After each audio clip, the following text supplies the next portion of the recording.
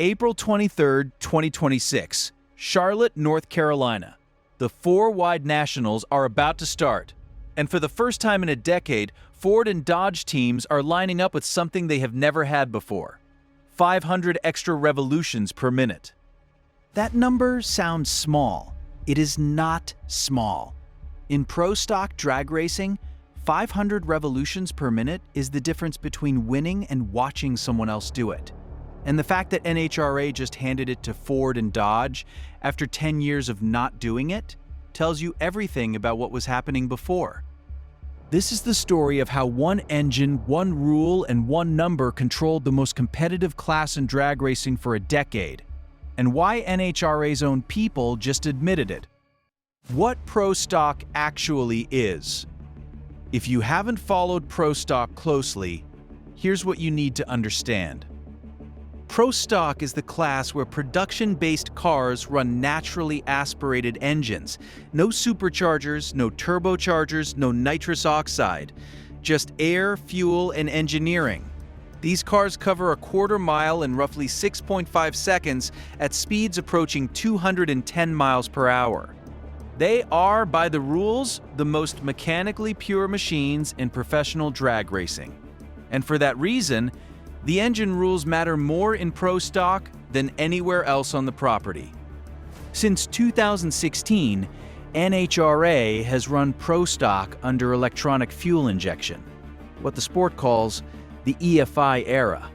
And with that transition came a standardized rev limiter, a ceiling on how high any engine could spin. Chevy teams were limited to 10,500 revolutions per minute. Ford teams were limited to 10,500 revolutions per minute. Dodge teams were limited to 10,500 revolutions per minute. Equal, fair, clean. That was the idea. Here's the thing. The Chevrolet DRCE engine. The engine at the center of the story is the Chevrolet DRCE. That stands for Drag Race Competition Engine. Chevrolet built it specifically for Pro Stock. It is not something you could order from a dealership, and it is not something that accidentally turned out to be fast. It was engineered from the ground up to win. And it did. From 2016 through 2025, Chevrolet-powered cars dominated Pro Stock in a way that made the results feel inevitable. In the first 5 years of the EFI era alone, Chevy drivers won the Pro Stock Championship 4 times. By the time 2025 ended, Ford and Dodge combined had fewer total wins across the entire EFI era than Chevy had in most individual seasons. The win percentage for Chevrolet-powered combinations ran somewhere between 60 and 70% across that span, depending on the year. That is not a close competition. That is a pattern. Ford and Dodge teams noticed. The questions they kept asking were variations of the same question. Why does the DRCE make more power at the same revolutions per minute limit? The answer, and this is the part NHRA's own technical staff just confirmed, is that the DRCE was specifically designed around a 10,500 revolution per minute ceiling.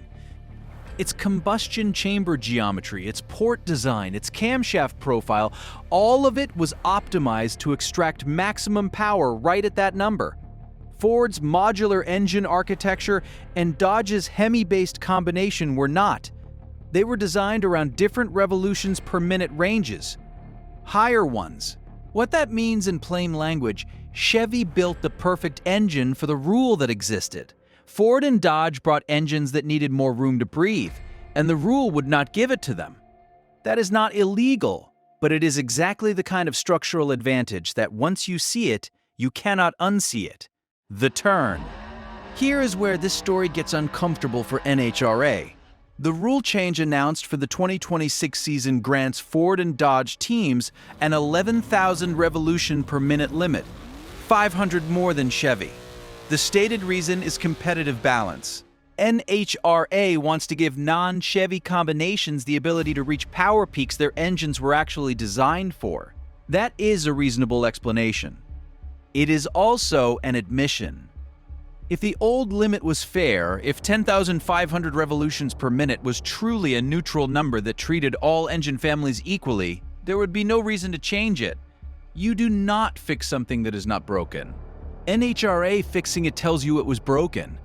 And the teams running Ford and Dodge combinations spent 10 years racing under a rule that quietly, structurally, by design, put them at a disadvantage. Nobody announced it. Nobody held a press conference. The rule book just said 10,500. For everyone. The DRCE just happened to be the engine that was built to maximize exactly that number. What happens now? The 4 White Nationals at Charlotte Motor Speedway are the first race where this new limit is in effect. Ford and Dodge teams have had limited time to develop around the new ceiling. Tuning an engine to a new revolutions per minute range is not a weekend project. It requires dyno time, parts development, and race day data that takes sessions to accumulate. The Chevy teams, meanwhile, have 10 years of data at their number. But here's the part nobody is talking about. Chevy has a problem too. For a decade, Chevrolet engine builders have been dialing in the DRCE to perform at exactly 10,500 revolutions per minute. Every cam grind, every port shape, every tuning decision has been made around that number. The DRCE is essentially a perfect machine for a limit that no longer applies the same way it used to. Ford and Dodge are now chasing a ceiling that suits their engines, and Chevy is sitting on 10 years of institutional knowledge built around a number that just became less relevant.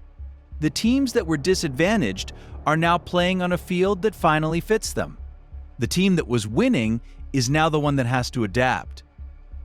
Whether that closes the gap in 2026 is a question nobody can answer yet.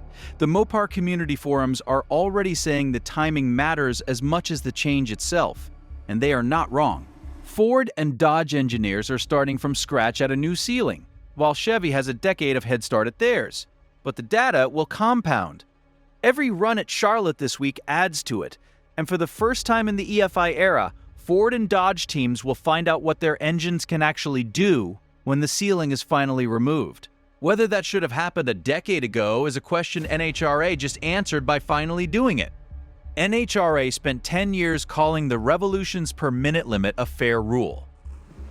This week, they changed it. And that is why this stuff matters.